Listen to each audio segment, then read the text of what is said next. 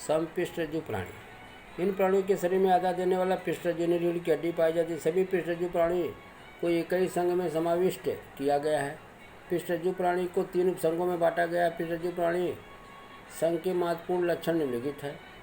विकास अवस्था के दौरान किसी न किसी अवस्था में शरीर में मेरुदंड पाया जाता है। विकास के दौरान किसी न किसी अवस्था में ग्रसन या कुलोम छिद्र भी पाए जाते हैं। मेरुरज्जु एक ही होकर पीतल अथवा नलिका जैसे खोखला होता है। इनका शरीर हृदय शरीर के अधर भाग में होता है। अब उपसंघ है। पुच्छ समपृष्ठरज्जु प्राणी या इसको कंचुक युक्त बाह्य कवचधारी प्राणी कहते हैं। ये प्राणी समुद्रवासी होते हैं। इनका शरीर कंचुक जैसे चर्म जैसे आवरण से आच्छादित होता है।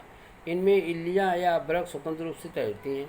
इनमें कुछ पूँछ वाले प्राणी को पुष्ठरज्जु प्राणी कहते हैं, इसलिए इन्हें पुच्छ समपृष्ठरज्जु प्राणी कहते हैं। सागर तल में स्थिर होने के बाद इल्लियाँ का रूपांतरण स्थानबद्ध प्रौढ़ावस्था में हो जाता है। ये प्राणी सामान्यतः उभयलिंगी होते हैं।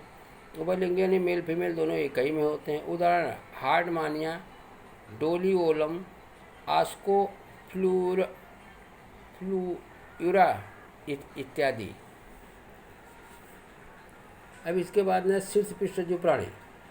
अब देखो ये उदाहरण है इनके। ये सब आकृति बना करके ये सब बातों को समझना है।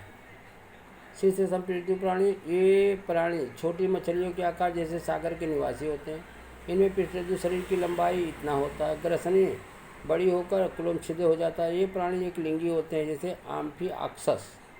ये क्या होता है? ये शीर्ष पृष्ठरज्जु प्राणी का उदाहरण है। ये इसकी आकृति है।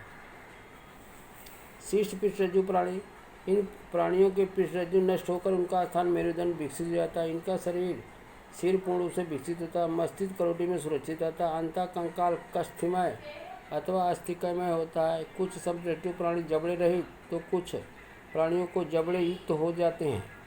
इन प्राणियों का ये मतलब समपृष्ठरज्जु प्राणियों को 3 भागों में 3 उपसंघों में बांट दिया गया है।